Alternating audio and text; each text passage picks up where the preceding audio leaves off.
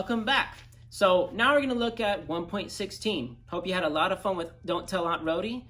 Hope you got it down really well, but now we're off to À Clair de Lune, a French folk song, another folk song. And this one's pretty popular. You may have heard it in some movies. You may have heard it in some not lullabies, but other people singing it, or in a piano piece if you're a piano student, ever take private lessons. But À Clair de Lune has a couple of things that we're going to add to this. We're going to be doing what's called a skip or a jump, okay? So the very first couple measures, you're doing exactly what we did before. We had the melody kind of staying the same, going up and down, but you'll notice something really particular on measure 3. On measure 3, and I want to talk about this first before we review everything else, we're going to jump from an open D to the F sharp. So what happened? Well, we skipped a note. We went from just the open D, we skipped E and went straight to F sharp. And that's what I call a skip, all right? So when we skip like that, you have to use multiple fingers. Now, if you're not a bassist, you're not used to this yet. Bassists have already been doing this from the open string G going down to 4 fingers F sharp. So they've already had to just drop down all 4 fingers, or more than one for sure. And violins, violas haven't had that much to work with at that, and cello's kind of working with it already from E to F sharp. Now, what I mean by skipping as well, why I bring this up is because you're skipping finger order, or not order necessarily, but just what finger comes next right away.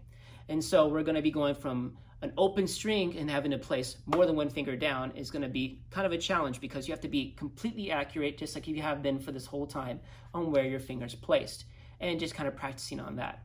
So before you go on to review and everything else, try to just practice how to play D and F sharp, D and F sharp, just those 2 pitches without playing the E in between, or playing G for that matter.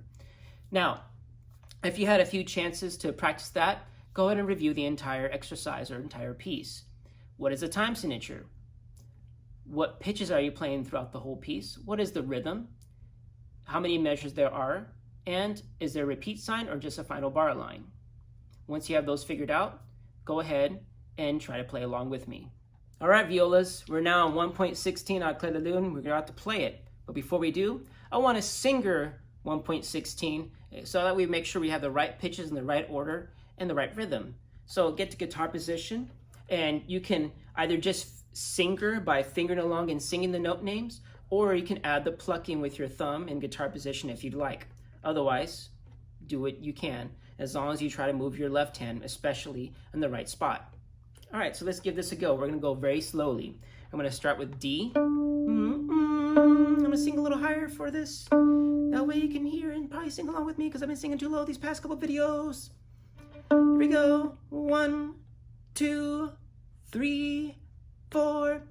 D, D, D, E, F sharp, E, D, F sharp, E, E, D, West, West. Repeat. D, D, D, E, F sharp, E, D, F sharp, E, E, D,